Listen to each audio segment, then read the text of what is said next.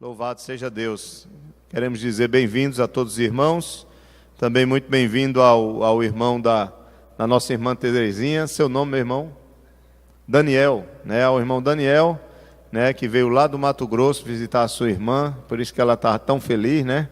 E que bom, né? Seja bem-vindo, meu irmão.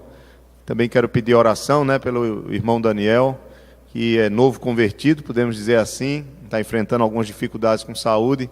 A nossa igreja também possa continuar orando por ele, né? Em nome de Jesus. Estamos felizes com a sua vinda e que Deus abençoe, né? No sábado ele já está voltando para a sua terra, né? Ali para o Mato Grosso. Que Deus abençoe todos os irmãos. Vamos abrir nossas Bíblias no Evangelho de João. Nós estamos estudando o Evangelho de João, que é um evangelho maravilhoso, riquíssimo para as nossas vidas. Eu creio que depois que nós estudarmos esse evangelho, a vida, tanto a minha vida como a sua vida, ela não será a mesma. Com certeza você verá Cristo de uma maneira ainda mais correta, e a sua fé, ela também não será a mesma nele, mas será muito mais firme. Você será muito mais edificado, porque esse é o propósito de João. O propósito de João ao escrever esse evangelho é que aqueles que creem continuem firmes no Senhor. E nós já somos crentes, estamos estudando o evangelho de João, devagar, tentando ouvir a voz de Deus através dessa palavra e entendendo essa palavra aos nossos corações. Evangelho de João, capítulo 1. Semana passada nós estudamos do verso 1 ao 13. Nós vamos ler novamente do verso 1 até o verso 28. E hoje, se Deus quiser, é simples o estudo. Nós vamos estudar do verso 14 até o verso 28. Evangelho de João, capítulo 1, verso 1. Os irmãos estiverem abrindo, Evangelho de João, capítulo 1, versículo 1, e nós vamos estudar a palavra do Senhor, em nome de Jesus. Diz assim a palavra: no princípio era o Verbo, e o Verbo estava com Deus, e o Verbo era Deus. Ele estava no princípio com Deus. Todas as coisas foram feitas por intermédio dele. Sem ele, nada do que foi feito se fez. A vida estava nele, e a vida era a luz dos homens. A luz resplandece nas trevas, e as trevas não prevaleceram contra ela. Houve um homem enviado por Deus, cujo nome era João. Ele está falando de João Batista agora. Este veio como testemunha para que testificasse a respeito da luz, a fim de todos virem a crer por intermédio dele. Ele não era a luz, mas veio para que testificasse da luz, a saber, a verdadeira luz que, vinda ao mundo, ilumina a todo homem. O Verbo estava no mundo, o mundo foi feito por intermédio dele, mas o mundo não o conheceu. Veio para o que era seu, especificamente para os judeus primeiro, e os seus não o receberam. Verso 12. Mas a todos quantos o receberam, deu-lhes o poder de serem feitos filhos de Deus, a saber, os que creem no seu nome, os quais não nasceram do sangue, nem da vontade da carne, nem da vontade do homem, mas de Deus. Falamos aqui que isso é o novo nascimento. Se tornar um filho de Deus, que João está falando aqui, é ser um nascido de novo, é nascer espiritualmente. Verso 14. E o Verbo, quem é esse Verbo? Ele vai dizer que esse Verbo eterno, que era Deus e que estava com Deus, um dia ele se tornou homem igual a nós. Verso 14. E o Verbo se fez carne e habitou entre nós, cheio de graça e de verdade, e vimos a sua glória, glória como do unigênito do Pai. João, que é o Batista, testemunha a respeito dele e exclama: este é o de quem eu disse, o que vem depois de mim tem, contudo, a primazia, porquanto já existia antes de mim. Porque todos nós temos recebido a sua plenitude, graça sobre graça. Porque a lei foi dada por intermédio de Moisés, a graça e a verdade vieram por meio de Jesus Cristo. Ninguém jamais viu a Deus, mas o Deus unigênito, que é Jesus Cristo, que está no seio do Pai, é quem o revelou. Verso 19. Este foi o testemunho de João, que que é o Batista. Quando os judeus lhe enviaram de Jerusalém sacerdotes e levitas para lhe perguntarem: quem és tu? Ele confessou e não negou. Confessou: eu não sou o Cristo. Então lhe perguntaram: quem és, pois? És tu Elias? Ele disse: não sou. És tu profeta? Respondeu: não. Disseram-lhe: pois declara-nos quem és, para que demos resposta àqueles que nos enviaram. Que dizes a respeito de ti mesmo? Então ele respondeu: eu sou a voz do que clama no deserto. Endireitai o caminho do Senhor, como disse o profeta Isaías. Ora, os que haviam sido enviados eram de entre os fariseus, e perguntaram-lhe: então por que batizas, se não és o Cristo, nem Elias, nem o profeta? Respondeu-lhe João: eu batizo com água, mas no meio de vós está quem vós não conheceis, o qual vem após mim, do qual não sou digno de desatar-lhe as correias das sandálias. Estas coisas se passaram em Betânia, do outro lado do Jordão, onde João estava batizando. Eu acho que eu esqueci aqui. Não, está certo. Li tudo certinho, não foi? Isso. Eu batizo com água, mas no meio de vós está quem vós não conheceis. Porque nos outros evangelhos, o sermão de João vai ter o acréscimo: mas ele vos batizará com o Espírito Santo. Nós vamos ver isso aqui. Porque a água, quando chegar no momento certo, a gente vai ver que é um símbolo do Espírito. Enquanto João, ele realiza apenas aquilo que simboliza a realidade. Jesus Cristo, ele vai fazer realmente acontecer nos corações dos homens. Diga, irmão Roberto. É a atualizada, versão atualizada. Não, a antiga mesmo. Almeida, revista e atualizada. Isso, revista e atualizada. Amém? Então, hoje nós vamos estamos estudando o Evangelho de João. Nós vimos que o Evangelho de João, ele se detém muito mais na pessoa do Rei, na pessoa de Jesus Cristo. Ele vai abordar muito mais os milagres do Senhor, a divindade de Cristo, que Cristo é Deus. Ele vai mostrar claramente, nesse capítulo, nós vimos já que o Verbo é Deus. Ele já existia na eternidade, ele não foi criado, muito pelo contrário, ele criou todas as coisas. Ele vai mostrar que esse Verbo, ele é luz nas trevas, porque nós, infelizmente, por causa de Adão e Eva, nós nos tornamos pecadores e caímos nas trevas do pecado, ou seja, nos afastamos da verdadeira luz, da verdadeira vida que está no próprio Deus, na comunhão com Deus. E essa queda trouxe trevas para a humanidade. Então, Jesus Cristo é a luz que ilumina essas trevas. Jesus Cristo é a luz que representa o próprio Deus, que revela o próprio Deus, a sua glória, a sua vontade para nós. Então, quando Jesus Cristo chega e aparece, ele além de revelar a glória de Deus, ao mesmo tempo essa luz, ela mostra nossos próprios pecados. Ela dissipa as nossas trevas para aqueles que realmente o reconhecem como o Senhor de sua vida. Então João vai falar isso aqui, e vai falar também que ele foi rejeitado pelos seus, especificamente por aqueles a quem primeiro ele surgiu e pregou, que foram os judeus. Mas ele se torna poderoso para transformar a vida de todo aquele que nele crê. Na verdade, o texto vai dizer que todos quantos o receberam, no verso 12, o próprio Deus faz com que eles sejam seus filhos. Não filhos no sentido da carne, como ele mesmo explica no verso 13.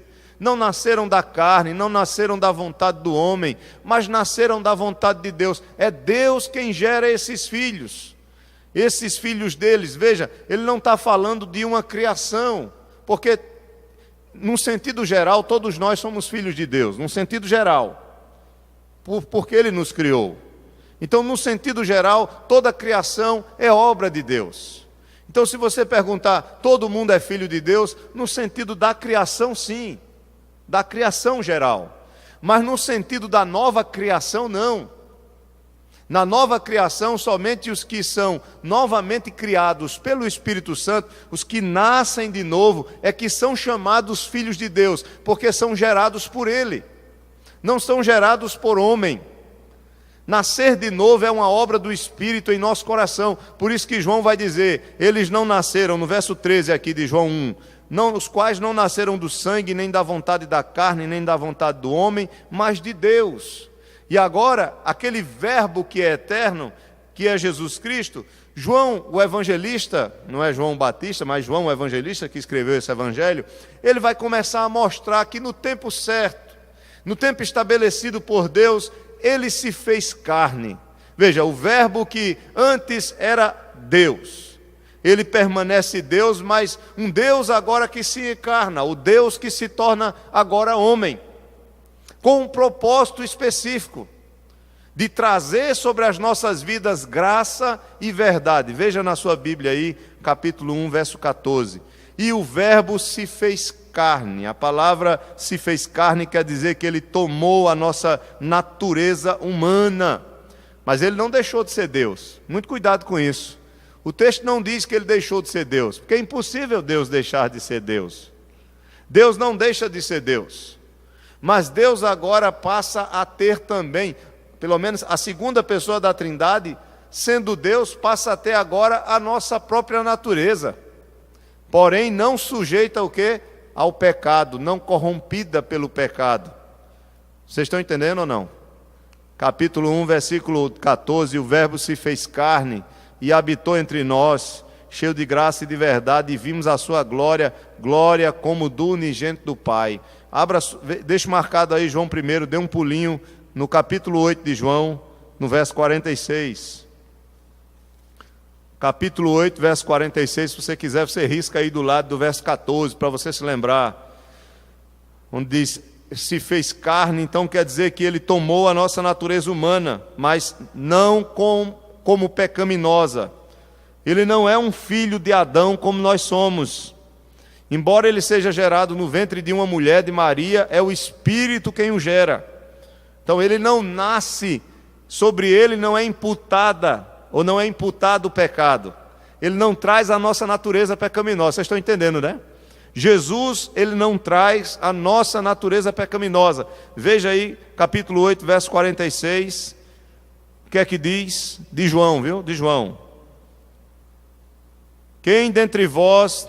Jesus está pregando e ele diz, quem dentre vós me convence de pecado? Se vos digo a verdade, por que razão não me credes? Em Hebreus, não precisa abrir, mas no livro de Hebreus vai dizer que ele em tudo foi tentado, mas em nada pecou. Jesus Cristo, ele não pecou. Irmãos, isso é impossível para nós entendermos isso com a nossa mente finita. Um homem que não peque em pensamentos, um homem que não peque em palavras, um homem que não peque em desejos, um homem que não peque em ações. Jesus Cristo foi esse homem porque, mesmo sendo homem, ele não era um simples homem, ele era totalmente homem, mas ele era o verbo de Deus. Vocês estão entendendo? O verbo quer dizer aquele que revela a Deus. Ele é chamado de verbo porque, de logos, de palavra, porque é através da palavra que nós revelamos quem nós somos. Então João, ele usa essa referência a Cristo de chamá-lo de a palavra com P maiúsculo, né? O verbo com V maiúsculo, para dizer que ele é quem revela o próprio Deus. Se alguém quer ver Deus, se alguém quer conhecer o caráter de Deus, o ser de Deus, de forma mais plena, olhe para quem? Para o verbo, para Cristo.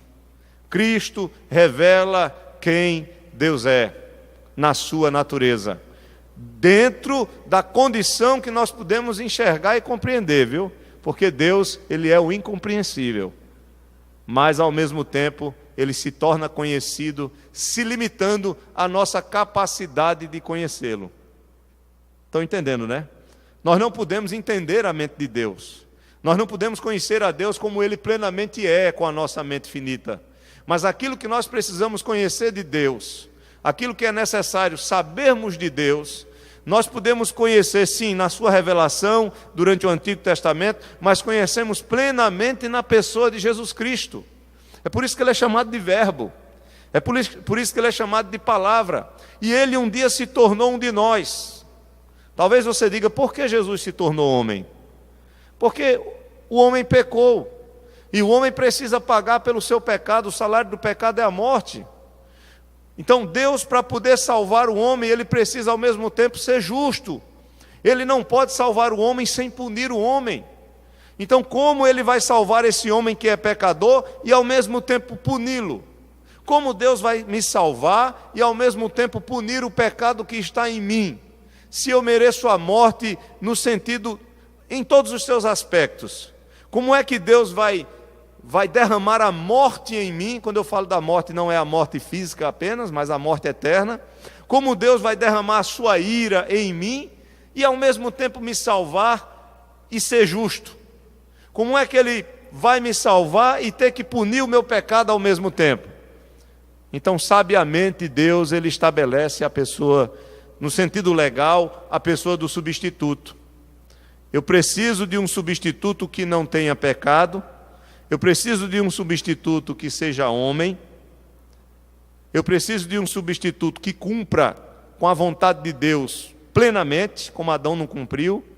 E eu preciso de um substituto que sofra o que eu preciso sofrer. Por isso que ele tem que ser homem. Por isso que ele tem que ser Deus. Porque não há ninguém na terra, nenhum homem, nascido de mulher e de homem, que seja capaz de assumir o pecado de outro, a não ser o próprio Deus, o Verbo, que se fez carne um dia. Vocês estão entendendo o propósito dele ser homem e ao mesmo tempo dele ser Deus? Por isso que o Pai aceita o seu sacrifício em nosso favor. Por isso que a salvação é pela fé. Por isso que a salvação ela é de graça, mas é de graça para nós. Mas o preço está sendo pago, foi pago por Ele. Ele pagou para que nós possamos ter a salvação crendo nele, porque somos incapazes de salvarmos a nós mesmos. E João começa a revelar isso dizendo, olha, o Verbo se tornou homem, ele habitou entre nós por um período, nós podemos ver o Deus encarnado, ele habitou entre nós. Houve um período em que Deus pisou na terra. Eu achei interessante uma frase, né? Eu não me lembro quem foi o autor, mas ele disse,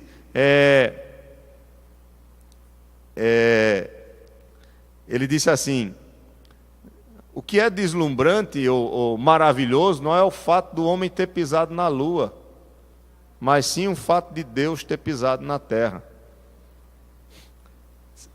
Billy Graham, não foi? Billy Graham. Pronto. Não é o homem ter ido à lua, mas é Deus ter se tornado homem e ter habitado entre nós. Isso é que é glorioso. Isso é que é maravilhoso. Ele se fez carne, ele habitou entre nós. João está dizendo que ele teve o privilégio de olhar para ele, de conhecer. Já pensou, irmãos? Nós vamos ter esse privilégio um dia. Nós vamos ter esse privilégio um dia. Glória a Deus por isso. Porque quando chegarmos lá, nós vamos ser recebidos por Ele. Ele disse, eu vou preparar-vos lugar, para que onde eu estiver, estejais vós também comigo, e eu vos receberei para mim mesmo. Ele diz isso em João 14, nós vamos estudar no capítulo 14. Eu vou receber vocês para mim mesmo. Veja que segurança Ele está dando aos discípulos na proximidade da sua morte. Ele diz, eu vou receber vocês para mim mesmo. Tem coisa melhor do que você ter essa segurança de Jesus dizer a você, olha, não se preocupe com a sua morte, porque a sua morte agora ela não tem poder mais de lhe condenar. Porque você pode até perguntar, bem, se ele já morreu por mim, pastor, então por que eu ainda vou passar pela morte? Não é verdade? Mas você vai passar apenas pela morte física. Você não vai passar pela morte eterna, porque você não está mais morto espiritualmente. Veja, você já saiu da morte espiritual, porque ele não diz aqui que ele nos faz ser filhos de Deus? Então nós não nascemos de novo, então já saímos das trevas, da condição de morte espiritual. Não teremos mais a morte eterna. Ele diz, aquele que crê em mim tem a vida eterna. Eu sou a ressurreição e a vida, e o que crê em mim, ainda que morra, viverá eternamente. Mas nós vamos ter que passar pela morte física, a não ser aqueles crentes que estiverem vivos quando Jesus voltar. Aí você diz, mas pastor, por que ele não nos livrou da morte física? Porque nós precisamos perder esse corpo que está corrompido pelo pecado. Esse corpo ele precisa ser semeado como uma semente que morre para nascer uma nova planta. É isso que Paulo vai dizer. Esse corpo ele precisa chegar a um fim. O pecado corrompeu esse corpo, e esse corpo que desce ao pó um dia vai ressuscitar como um corpo igual ao do Senhor. Então, a morte ela deixa de ter um poder de condenação. Você não morre para ir para o inferno. Você morre para estar com o Senhor e esperar agora ter um novo corpo, para depois habitar eternamente no novo céu e numa nova terra, porque não somente o nosso corpo será restaurado, ou a nossa alma será plenamente santificada, mas todas as coisas serão renovadas e restauradas segundo a palavra de Deus. Haverá um novo céu e haverá uma nova terra, conforme Apocalipse 21. Então tudo será restaurado. E Paulo, falando sobre isso no capítulo 8 de Romanos, ele diz que a natureza geme, ela ansia por esse dia. Ele fala, nós gememos também, que somos crentes, porque nós sofremos e esperamos um dia em que vamos ser restaurados. Mas a natureza também geme, essa natureza que não só dá frutos e flores, mas dá espinhos e cardos. Essa natureza também, ela geme, e ela será também restaurada. Que coisa maravilhosa, né? Então, ele se fez carne, João diz, ele é cheio de graça. O que é graça, irmãos? Graça é o amor de Deus derramado em nós, sem nós merecermos. Graça é o favor dele para conosco. Graça é o oposto da misericórdia. Não deixa de ser misericórdia, mas ela é diferente, porque na graça, Deus nos dá aquilo que nós não merecemos. Então você não merece a salvação, aí Deus te dá a salvação. A misericórdia, ela é um freio. A misericórdia é o seguinte, na graça ele nos dá aquilo que nós não merecemos, e na misericórdia ele não nos dá aquilo que nós merecemos. Entenderam ou não? Então na graça ele te dá a salvação, você não merece, isso é graça. Então ele é cheio de graça, ele te salva, ele te dá o que você não pode fazer. A graça envolve a misericórdia, porque a misericórdia é o seguinte, ele deveria te condenar, ele deveria derramar a sua ira, ele sustenta a sua mão. Então isso é misericórdia. Ele não faz aquilo que ele deveria fazer e faz aquilo que você não merece. Então a graça dele é o seu amor em nos resgatar. Então João diz, ele é cheio de graça e verdade, nele está a verdade. Nele está a realidade certa de todas as coisas. Tudo que apontava para ele é verdade e se realiza nele. Tudo do Antigo Testamento. Ele é o Cordeiro, ele é o sacrifício, ele é o profeta que haveria de vir, ele é o Messias que haveria de vir, ele é o servo sofredor. Então tudo que apontava se torna real, verdadeiro na pessoa dele. Esse é o nosso Salvador. E ele diz, e nós vimos a sua glória. Veja, a glória de Deus é a glória dele também, porque ele é Deus. E diz aqui no verso 14, como do unigênito do Pai. Quando chama ele de filho unigênito, não quer dizer que ele foi criado. Está apenas dizendo, até porque no capítulo 1, verso 1, aí de João, você vê que ele diz, no princípio era o verbo, e o verbo estava com Deus, e o verbo era quem? O verbo era Deus. Então o verbo era Deus, e Deus não é criado, Deus é eterno, ele não tem começo, ele não tem fim, ele está acima do tempo, ele é o criador do tempo. E a eternidade ela não tem a ver com, às vezes nós na nossa cabeça pensamos em eternidade como um tempo sem fim, né? Um longo tempo, tanto para trás como para frente. Mas a eternidade em Deus está fora disso. A gente não consegue compreender, ele não está dentro do tempo.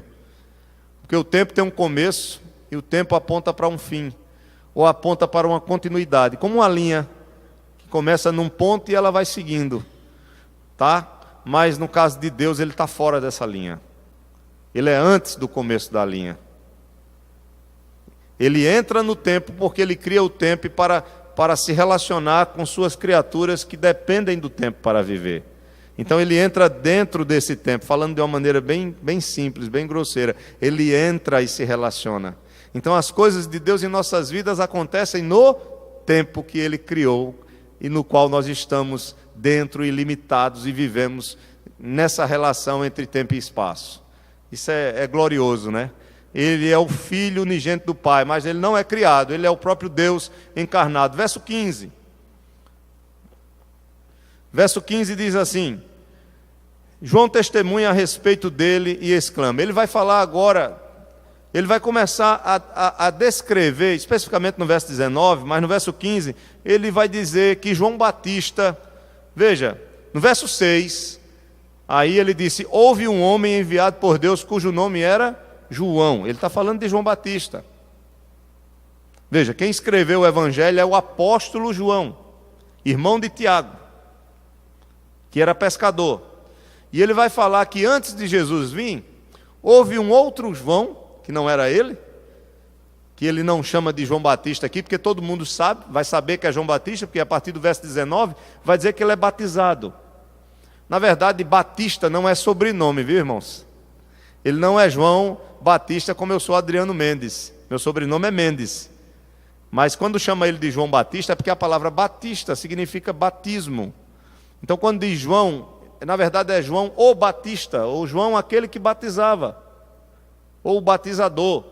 Então esse João aqui, que ele está dizendo no verso 15, que testemunha da luz, é João aquele que batiza. É o que vem preparar o caminho para um que é maior do que ele.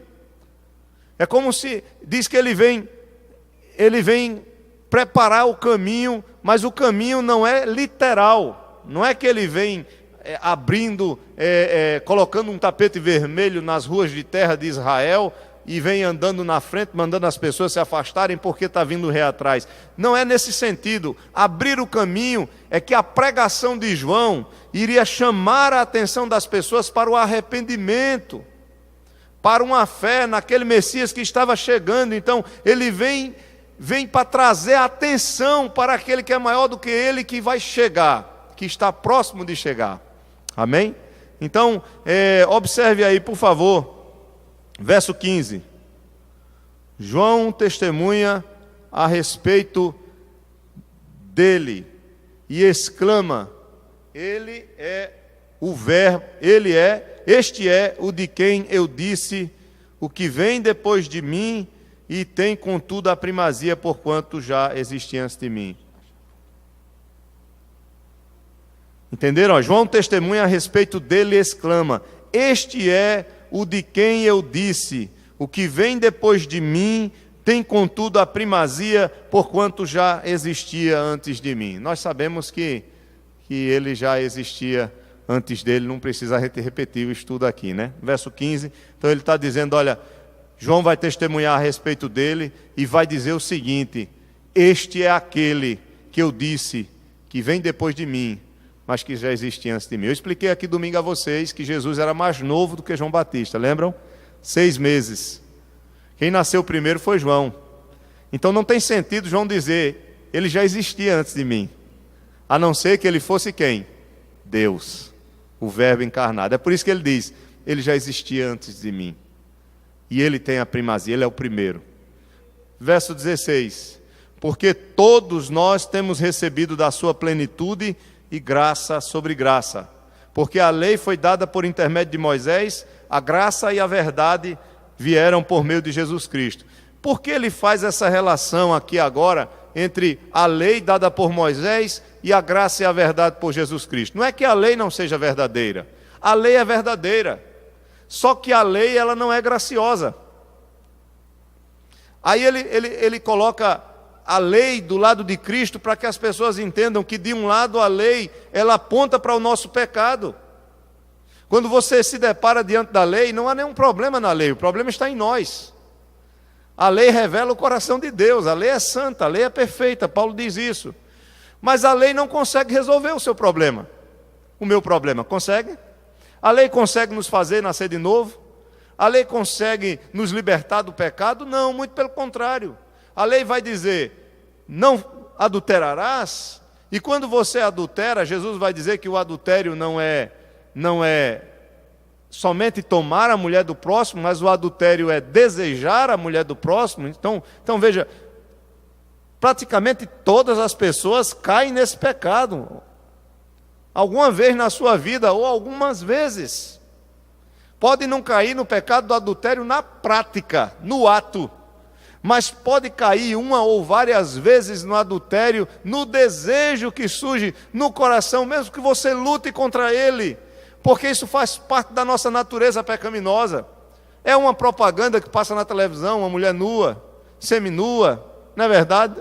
Ou um homem, sei lá, ou na rua, ou no trabalho, ou seja onde for, mas veja, a coisa é muito mais séria. Então a lei diz, não adulterarás, você se depara diante da lei, vê que não consegue obedecer aquilo, e aí diz, pronto, qual é a condenação da lei, o juízo da lei? A morte. Então por isso que ele diz, a lei foi dada por Moisés, mas a graça e a verdade é dada por Jesus Cristo. Por quê? Porque aquilo que você não pode fazer, Jesus Cristo fez por você. E a morte que você merece, que eu mereço, Jesus Cristo morreu por você. Então é graça e verdade. Aí você crê nele e o Espírito Santo passa a habitar em nós e começa, que é o que ele vai chamar de batismo com o Espírito Santo, ele nos batiza com o Espírito. Esse Espírito começa a nos fazer agora viver conforme a vontade de Deus, pouco a pouco, vai transformando o nosso coração e a nossa vida. Isso é glorioso, irmãos, isso é maravilhoso. Está claro aí? Então ele diz, porque a lei, primeiro ele afirma que nele há plenitude de graça. Veja, você, não importa o que você precise, corra para Cristo, que sempre haverá graça para você. Nunca vai faltar graça dele. A plenitude de graça. Veja que algumas coisas em João passam despercebidos, se você não pensar naquilo que você está lendo. Verso 16 diz, todos nós temos recebido da sua plenitude graça sobre graça. Você e eu que somos crentes. João está dizendo aqui que a suficiência de Cristo tem sido abundante em nossas vidas. Mesmo que você não perceba, a graça de Jesus tem sido derramada sobre você todos os dias. Glória a Deus. Todos os dias. Todos os dias a graça do Senhor tem sido derramada. E Ele está dizendo aqui, olha, não vai ter um dia que vai faltar. Não vai faltar nunca, essa fonte nunca se esgota. É aquilo que Ele diz à mulher samaritana. Essa água desse poço, um dia ela acaba. Mas a água que eu te der, jamais terás o quê? Ela vai matar a tua sede para sempre. É aquilo que Ele diz sobre o Espírito que vai habitar e do seu interior fluirão rios de água viva, e o texto diz que ele estava se referindo ao Espírito. Então a graça de Jesus vem sobre nós, é como uma água abundante, como uma fonte que não seca, sempre jorrará sobre nossas vidas. A sua obra é perfeita, ele é cheio de graça. Louvado seja Deus por isso. Eu não sei porque as pessoas não conseguem, quer dizer, eu sei porquê, né, mas está aqui muito claro que quem é cheio de graça é Ele. Não é nenhum santo, não é nenhuma santa. Ele é cheio de graça. É nele que há a plenitude da graça. Não é no pastor, não é no padre, não é em nenhum homem, mas é no Deus homem. É em Jesus Cristo, nosso Salvador, que é cheio de graça. Verso 18 diz, ninguém jamais viu a Deus, mas o Deus unigênito, que é Jesus, que está no seio do Pai, é quem o revelou. Amém? Vamos para o testemunho de João Batista agora. Verso 19. Aí no verso 19, ele vai começar a dar detalhes sobre como era a pregação. Porque ele não disse que João Batista testificava da luz. Volte aí para o verso 6. Houve um homem, verso 6 do capítulo 1, só para você ficar antenado. Houve um homem enviado por Deus cujo nome era João. No verso 7 diz, este veio como testemunha para que testificasse a respeito da luz, a fim de todos virem a crer por intermédio dele. Ele não era luz, mas veio para que testificasse da luz. Então ele vai começar a dizer como era o ministério de João Batista. Ele é um embaixador, ele é uma testemunha da luz. Ele não é a luz, mas ele veio testemunhar dessa luz. Aí ele vai começar a falar desse testemunho no verso 19 aí do nosso texto. Ele diz, este foi o testemunho de João, quando os judeus lhe enviaram de Jerusalém sacerdotes e levitas para lhe perguntarem: quem és tu? Quem és tu?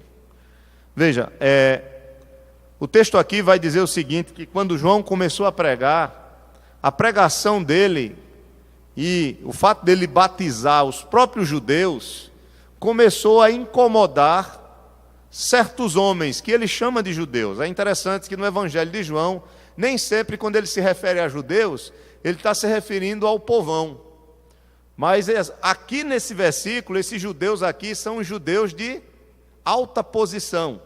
São aqueles judeus que são as autoridades maiores, os governantes do povo. Ele está falando do Sinédrio.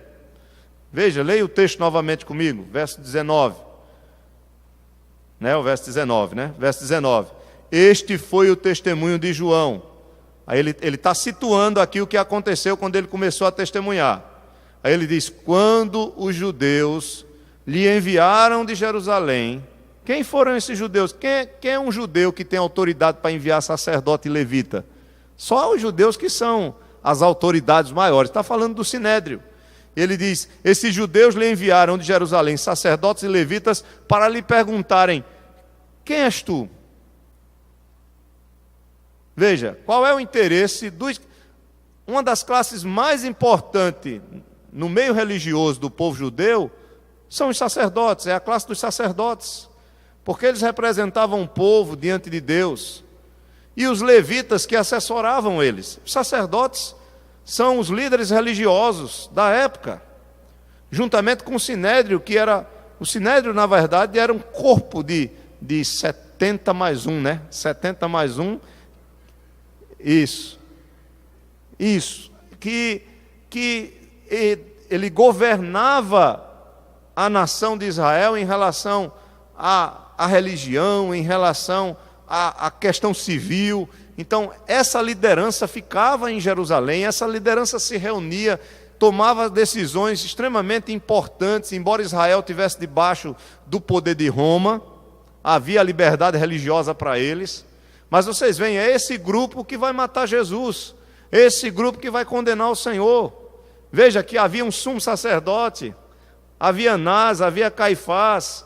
Então eles lideravam tudo, eles julgam Jesus durante a madrugada, que é algo ilegal. Eles levam Jesus à crucificação, lançando ameaças a Pilatos. Então é interessante, a gente vai chegar nesse momento, nós não vamos entrar nisso agora. Mas veja, João Batista estava ali no Rio Jordão. E João Batista era um homem muito simples. Os evangelhos vão dizer que ele se vestia com o quê? Com pele de animais, né? Pele de camelos, né? Comia gafanhoto silvestre, né? Não é esses gafanhoto que, como vocês estão acostumados a ver, é um tipo de gafanhoto, tá? Mas eu estava lendo um comentário sobre o gafanhoto que ele comia, e disse que geralmente esse gafanhoto ele é ressecado com sal, como o camarão, esse camarão que vende salgado, e diz que é saboroso. Então a dieta dele era interessante. Quem quiser fazer essa dieta aí para emagrecer, né? Mas tá tão difícil, né? Ninguém não vê mais nem gafanhoto hoje. Eu me lembro de ter visto um gafanhoto quando eu era criança, mas depois de velho a gente não vê gafanhoto mais não, né? A gente vê algumas coisas, mas a não ser que no interior ainda é mais fácil ver isso, né? Mas esse homem estranho, que João Batista, ele era um homem estranho para os intelectuais religiosos da época, porque os religiosos sabiam que quem viria batizando as pessoas seria quem? O Messias, o Salvador.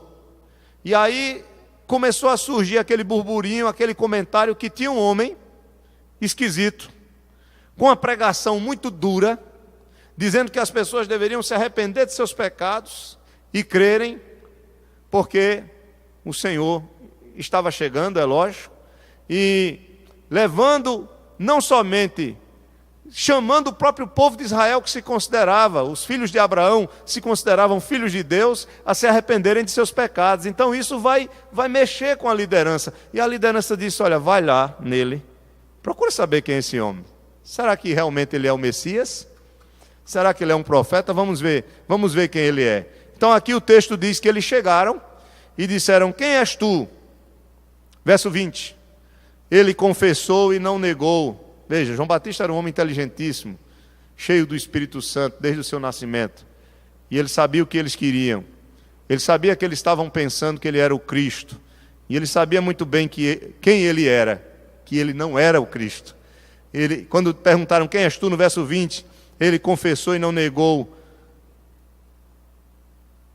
Confessou: eu não sou o Messias, né? Ou Cristo. Cristo e Messias é a mesma coisa, viu, irmãos?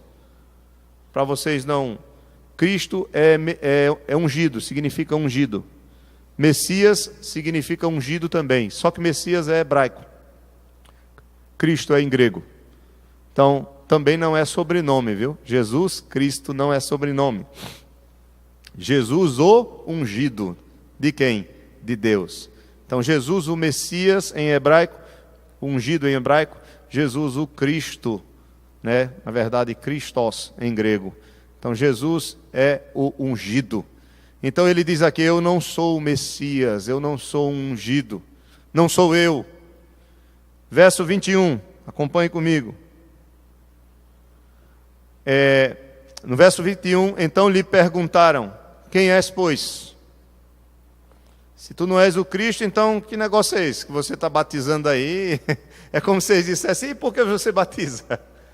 Porque na cabeça deles, e se a gente for estudar um pouquinho mais o Antigo Testamento, há uma profecia de uma purificação, e o batismo representa a purificação dos pecados. Não que o batismo purifique, mas o batismo representa aquilo que já aconteceu com você.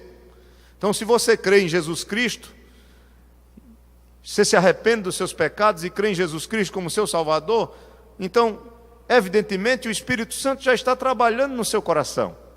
Seus pecados são perdoados em Cristo, todos os seus pecados. Então, aí vem o batismo.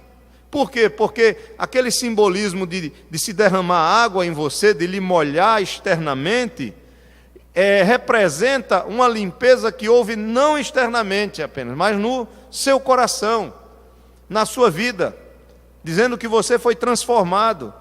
Então eles perguntaram aqui no verso 21, então lhe perguntaram: quem és, pois? E aí eles vão fazer algumas afirmações. Olha aí, aliás, algumas outras perguntas. Veja aí no verso 21 da sua Bíblia. Eles vão perguntar: és Elias? Veja, Elias foi um dos maiores profetas do Antigo Testamento. Eu gostaria que você abrisse sua Bíblia aí, deixe marcado em Malaquias. Vá voltando aí para Mateus, até você achar o Evangelho de Mateus. Aí quando você achar o Evangelho de Mateus, você volta. Antes de Mateus está Malaquias. Antes de Mateus está Malaquias. Agora ache em Malaquias aí o capítulo 4. Só tem 4, né? Agora no capítulo 4, veja o versículo 5 e o versículo 6. Malaquias capítulo 4, verso 5 e verso 6. Encontraram? São os dois últimos versículos de Malaquias. O que é que diz aí? Eis que eu vos enviarei o profeta Elias, antes que venha o grande e terrível dia do Senhor. Ele converterá o coração dos pais aos filhos e o coração dos filhos a seus pais, para que eu não venha e fira a terra com maldição. Veja, Elias já tinha vindo. O profeta Elias, literal, ele apareceu com o seu ministério profético há centenas de anos antes dessa profecia. Mas Deus está dizendo que enviará novamente um profeta chamado de Elias. Na verdade, essa profecia aqui, e isso é interessante, as profecias de Deus, a gente só consegue compreendê-las melhor quando elas se realizam, é claro. E aí, eles sabiam, os judeus, os mestres da lei, os sacerdotes, sabiam que na cabeça deles, literalmente, Elias iria voltar, na cabeça deles. Eles achavam que seria Elias mesmo, que iria vir novamente. Só que a profecia não está dizendo que seria Elias literalmente, como os espíritas pensam, né? Iria se reencarnar e voltar, ou iria descer do céu. né? Porque já que ele subiu sem morrer, a Bíblia não fala da sua morte, né? Ele subiu numa carruagem de fogo, ele iria descer do céu, seria isso? Não. Quando o texto disse que o Elias, Deus iria enviar o Elias antes do grande dia, e esse grande dia aqui aponta para a primeira vinda de Jesus, e se cumpre plenamente na sua segunda vinda, que será o dia terrível, né? Quando ele realmente vem para julgar, para derramar juízo. Então, aqui aponta para o ministério profético. O que o texto está dizendo é que o profeta que vai vir antes do Messias, o ministério dele será parecido com o do profeta quê? Elias. Em que sentido? Qual era a mensagem de Elias na sua época? Elias era duro, era incisivo, chamava o povo ao arrependimento, a deixar os ídolos, a abandonar o pecado. E João Batista, quando dizem, és tu Elias, ele diz, não sou, porque ele entende que eles estão perguntando no sentido literal, e literalmente ele não é o Elias. Mas Jesus chama ele de Elias. Jesus chama João Batista de Elias. O texto vai dizer que ele é o Elias que havia de vir. Veja, abra sua Bíblia em Lucas capítulo 1, verso 17 agora. Deixe marcado João capítulo 1. Mas vá para Lucas, antes de João tem Lucas, para os que são novos ainda na fé. Antes de João tem Lucas, veja Lucas capítulo 1, versículo 17. Lucas capítulo 1, versículo 17. Diz assim, vamos ler a partir do verso 13. Lucas capítulo 1, verso 13. Isso aqui é a profecia do nascimento de quem? De João Batista. Os pais de João Batista já eram velhos, a sua mãe era estéril, veja só, e Deus faz ela engravidar. Veja que o nascimento dele já é um milagre, João Batista. Olha o que está acontecendo aqui. Um anjo aparece para Zacarias, que é seu pai, e diz que ele vai ter um filho, que ele vai ser pai.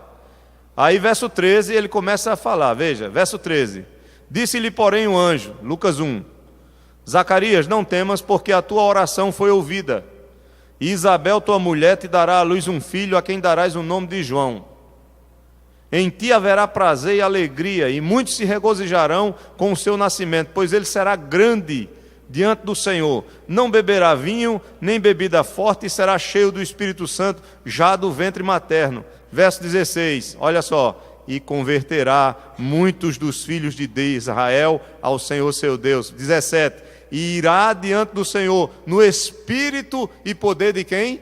De Elias, para converter o coração, olha o texto aqui de Malaquias, para converter o coração dos pais aos filhos, converter os desobedientes à prudência dos justos e habilitar para o Senhor um povo preparado, aleluia.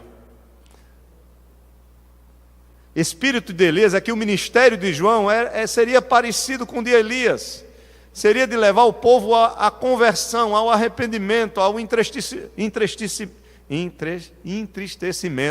quase que não sai, entristecimento do seu coração, o arrependimento, que é mais fácil, a tristeza do coração para a vida. Veja Mateus 17, volte Lucas aí agora, você vai achar Marcos, aí voltando Marcos você acha Mateus, Mateus 17, verso 12, Jesus vai chamar ele de Elias, João Batista de Elias. Então ele não é a reencarnação de Elias, tem nada a ver, é que o ministério dele, profético, ele é parecido com o de Elias. Mateus 17, verso 12. Mateus 17, verso 12. Eu, porém, vos declaro que Elias já veio, isso é Jesus falando, viu? E não reconheceram, antes fizeram com ele tudo quanto quiseram. Assim também o Filho do Homem há de padecer nas mãos deles. Então os discípulos entenderam que lhes falara a respeito de quem? De João Batista. Glória a Deus. Então ele é Elias, em que sentido? Ministério profético. Mas quando os judeus perguntaram, és tu Elias? O que foi que João Batista disse? Não, eu não sou Elias. Elias já passou. Se eles tivessem perguntado a ele: o teu trabalho para o Senhor é semelhante ao de Elias? Estás cumprindo a profecia de Elias? Provavelmente João diria, ele não iria mentir, sim. Até porque, vocês vão ver o que ele vai dizer mais na frente. Volto para João capítulo 1. Já estou terminando, viu? Mas é tão bom, né? Que a gente vai... João capítulo 1. Veja aí, verso 21. Então lhe perguntaram: quem és, pois? És tu Elias? Ele disse: não sou. Aí fizeram outra pergunta: és tu profeta? Aí a resposta dele é: não. Aí talvez você me pergunte: mas pastor, e ele não era profeta? Jesus não disse que ele é o último dos profetas e que não houve um profeta maior do que ele, nascido de homem, nascido de mulher? Não houve quem fosse maior do que ele. Mas vejam bem, quando eles estão perguntando se ele é o profeta aqui, é aquele profeta de Deuteronômio 18. Eu vou ler para vocês Deuteronômio 18. Se você não quiser abrir, basta só me escutar, que está falando do profeta que vai substituir Moisés no futuro. Deuteronômio 18, versículo 15 ao 18. Esse profeta aqui não é um profeta qualquer não, esse profeta é Jesus, é o Messias. Veja, em Deuteronômio 18, versículo 15, Moisés está dizendo para o povo o seguinte: o Senhor teu Deus te suscitará um profeta do meio de ti, de teus irmãos, semelhante a mim. A ele ouvirás, segundo tudo que pedistes ao Senhor teu Deus, em Horebe, quando reunido o povo. Não ouvirei mais a voz do Senhor meu Deus, nem mais verei este grande fogo, para que não morra. Então o Senhor me disse: falaram bem aquilo que disseram. Verso 18: suscitar-lhe-ei um profeta do meio de seus irmãos, semelhante a ti, em cuja boca porei minhas palavras, e ele lhes falará tudo o que eu lhes ordenar. Aí você diz: espera aí, o que é que isso tem a ver com Jesus? Como é que eu sei que esse texto de Moisés, que não está falando nada de Jesus aqui, está dizendo que esse profeta que vai surgir no meio do povo, que será como Moisés, ele é Jesus Cristo? Como é que eu sei disso? Atos capítulo 3. Abra sua Bíblia em Atos capítulo 3, que você vai ter a resposta. Lembrem-se que o Novo Testamento, ele confirma o Antigo Testamento. As profecias do Antigo Testamento, elas são confirmadas no Novo. E Atos capítulo 3, versículo 22. Vocês vão ter aí a pregação, sabe de quem? De Pedro. E olha o que é que Pedro está dizendo aí. Isso é interessante, né, Disson? Aquilo que você estava estudando, né? Verso 22. Olha o que Pedro está falando de Jesus Cristo. E ele diz aqui o seguinte no verso 22. Disse, na verdade, Moisés: o Senhor vos suscitará, eu estou lendo Atos 3, 22.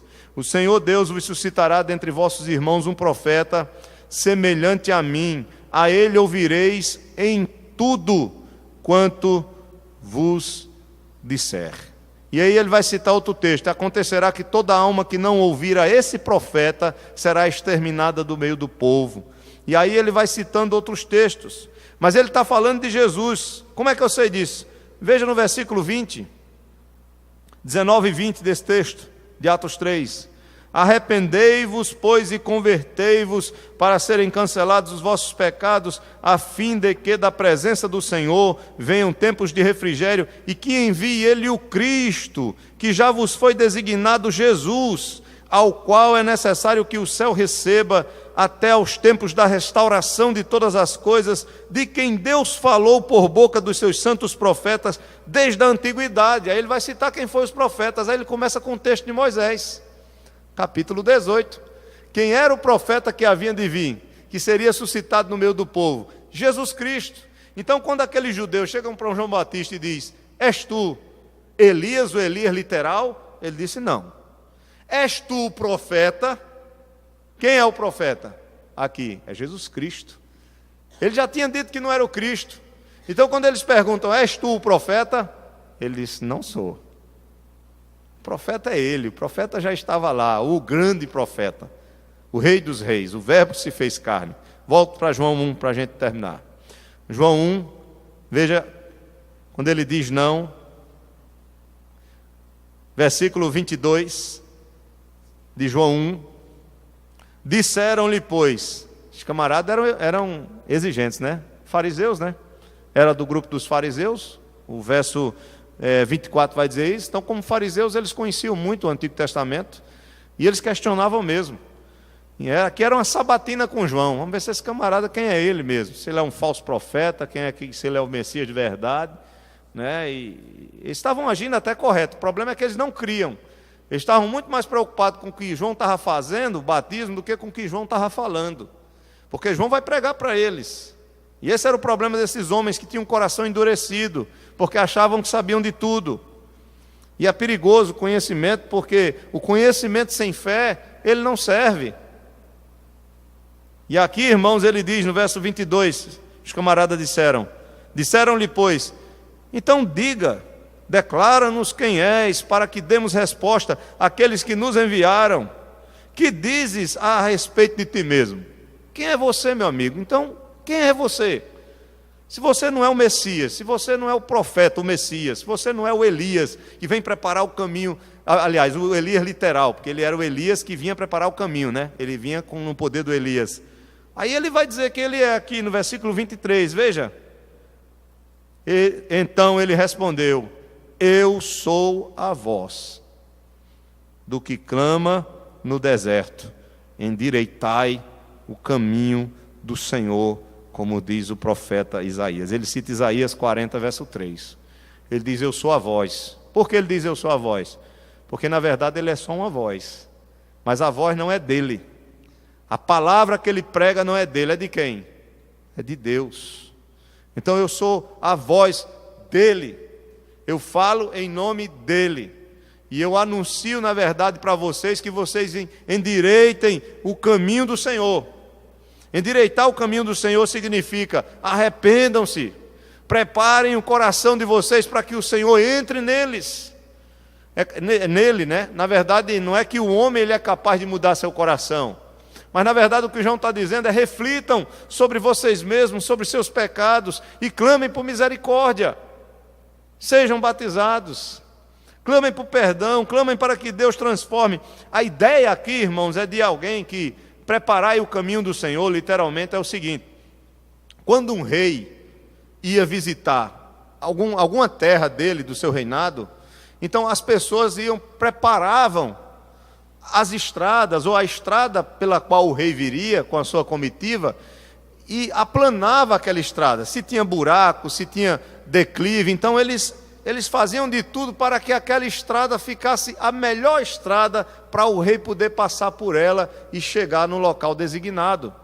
Então, endireitai o caminho, prepara o caminho. Então, é uma figura que João Batista usa para dizer, olha, endireite a sua vida, o seu coração, que você possa preparar o seu coração para receber o Senhor. Reflita sobre seus pecados. Interessante, João está falando para eles, né? Está dizendo para vocês, eu sou a voz do que clama no deserto, endireitai o caminho do Senhor. Verso 24, ora, os que haviam sido enviados eram de entre os fariseus. Verso 25, e perguntaram, veja, os camaradas não paravam de perguntar, então por que batizas? Olha aí, veja, eles estavam preocupados com isso. Então se você é só uma voz, eles não ouviram, né? Tivessem ouvido a voz dele, que não era dele, era de Deus, ele testemunhava da luz, que não era ele, mas que era Cristo, mas eles estavam preocupados com o que João estava fazendo. Sabe aqueles religiosos que se preocupam mais com as coisas externas do que com a própria palavra de Deus? Sabe aquele tipo de crente que se preocupa só com a religiosidade, que se torna hipocrisia na maioria das vezes, e não se preocupa com a verdade que sai da boca de Deus, que está aqui sendo revelada para nós na sua palavra? Então é muito fácil, os camaradas chegam na igreja, botam um paletó, já não é nenhuma crítica, viu, irmãos? Mas já pegam uma Bíblia desse tamanho, já começa a aprender uma linguagem de crente, a cantar um hino, outro, e aí já se acha melhor do que as outras pessoas, e não entende que esse evangelho, que essa verdade, ela vai transformando nosso coração aos poucos, e que nós precisamos sempre estar humildes e ouvindo a voz do Senhor e buscando a misericórdia do Senhor e achando a graça de Cristo, buscando Cristo, para que essa transformação seja feita pelo seu Espírito em nós, se o Espírito já habita em nós, né? Então eles dizem aqui: então por que batiza se não és o Cristo, nem és o Elias, nem o profeta? Respondeu-lhe João: eu batizo com água, meu amigo. Eu batizo com água. Na verdade, irmãos, eles fazem essa pergunta, se vocês quiserem anotar aí, porque em Ezequiel 36, 25 e em profeta Ezequiel 37, 23 aponta para uma purificação, um rito de purificação que somente Deus pode fazer através do Messias. E como João diz que não era nenhum desses, então eles dizem: por que tu batizas? Aí João responde, veja aí a resposta de João, verso 26, eu batizo com água, mas no meio de vós está quem vós não conheceis. Se você for ler outros textos, se você for ler em Marcos 1,8, se você for abrir aí Marcos 1,8, não precisa abrir, eu leio para você, Marcos 1,8, em Marcos 1,8 diz assim: eu vos batizo com água, ele, porém, vos batizará com o Espírito Santo. Isso aqui não tem nada a ver com o que algumas igrejas ensinam aí. O batismo com o Espírito Santo é falar línguas estranhas. Não tem nada a ver. Batismo com o Espírito Santo é o nascer de novo. Batismo com o Espírito Santo é o Espírito que vem habitar no coração e transformar o coração. É esse o batismo que ele está falando. João Batista está dizendo: olha, eu sou a voz e eu estou batizando com água. Aí quando você vai ler Ezequiel 36 e Ezequiel 37, você vai ver que a água é um símbolo do quê? Do Espírito. Então ele diz: eu uso só o elemento que sinaliza a realidade. Eu uso só a água, eu batizo só a água, é só um rito. Agora ele tem um poder para realmente mudar o coração. É o que ele vai dizer lá a Nicodemos no capítulo 3. Nicodemos, se não nasceres da água, estão lembrados agora? E do Espírito. Água e Espírito é uma coisa só. A questão é que a água é o símbolo e o Espírito é a realidade. Então João Batista ele diz: eu uso só o símbolo, é o que eu posso fazer. Agora ele, vocês não conhecem. Vocês estão rejeitando ele. Vocês não creem, não querem ouvir sobre ele. Ele vos batizará com o Espírito Santo. Só que em João ele não diz isso. Aqui nesse texto. Em João ele diz assim, no verso 26. Vamos encerrar agora, até o verso 28. Eu batizo com água, mas no meio de vós. Veja, Jesus já tinha sido batizado por João. Jesus já tinha provavelmente ido para o deserto ser tentado e já estava para começar o seu ministério. Leia aí no verso 29, por favor, verso 29. Veja, no verso 29, literalmente começa o ministério de Jesus. No dia seguinte dessa conversa que João teve, viu João a Jesus que vinha para ele e disse: eis o Cordeiro de Deus que tira o pecado do mundo. João já tinha sido batizado, ou Jesus já tinha sido batizado por João. Aí olha o que João diz agora no verso 26. Respondeu-lhe João: eu batizo com água, mas no meio de vós está. Ele já está aí, no meio de vós. Ele já está no nosso meio. É como se João dissesse: olha, o meu tempo já está o quê? Meu ministério já está se acabando. Ele diz: ele já está no meio de vós, mas vós não o conheceis. Verso 27, o qual vem após mim, ou seja, logo ele vai vir após mim, do qual não sou digno de desatar-lhe as correias das sandálias. João está dizendo: olha, eu não sou digno nem sequer de me ajoelhar aos pés dele, tirar a sandália dos seus pés e fazer o serviço mais humilde que alguém pode fazer, que é lavar os pés do seu Senhor. João está dizendo: olha, eu sou tão pequeno perto dele, que eu não posso nem lavar os seus pés. Aí depois vocês vão ver lá em João 13, Jesus Cristo lavando os pés de cada um dos discípulos. Ele sendo o Senhor. Ele diz: eu sou o Senhor. E sou mesmo. Ele vai, diga, Rodrigo.